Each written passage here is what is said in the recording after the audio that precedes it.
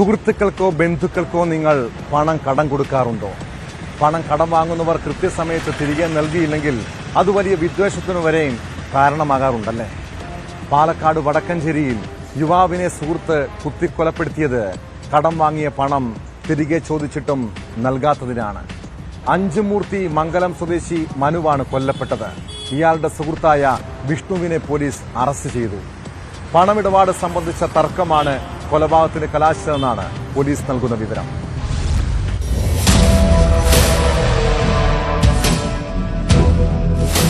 അഞ്ചുമൂർത്തി മംഗലം സ്വദേശി 24-കാരനായ മനുവാണ് കൊല്ലപ്പെട്ടത്. വ്യാഴാഴ്ച അർദ്ധരാത്രിയോടെയാണ് സംഭവം. കുത്തേറ്റ മനുവിനെ ആലത്തൂർ താലൂക്ക് ആശുപത്രിയിൽ എത്തിച്ചെങ്കിലും രാത്രി 1 മണിയോടെ മരിച്ചു. സംഭവത്തിൽ മനുവിന്റെ സുഹൃത്തായ അഞ്ചുമൂർത്തി മംഗലം സ്വദേശി ചോഴിയങ്കാട് വിഷ്ണുവിനെ പോലീസ് അറസ്റ്റ് ചെയ്തു. പണമിടപാട് സംബന്ധിച്ച തർക്കമാണ് കൊലയിൽ കലാശിച്ചതെന്നാണ് പോലീസ് നിഗമനം.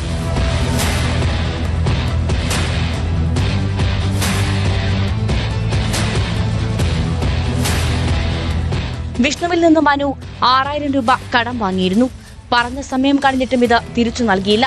കഴിഞ്ഞ 2-3 ദിവസങ്ങളായി വിഷ്ണു നിരന്തരം മനുവിനെ ഫോണിൽ വിളിച്ച് പണം ആവശ്യപ്പെടുന്നുണ്ടായിരുന്നു.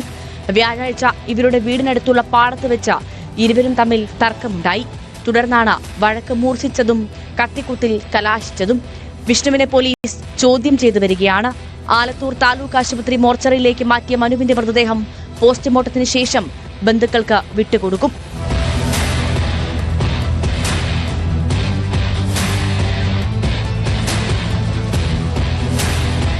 ന്യൂസ് 18 പാലക്കാട്.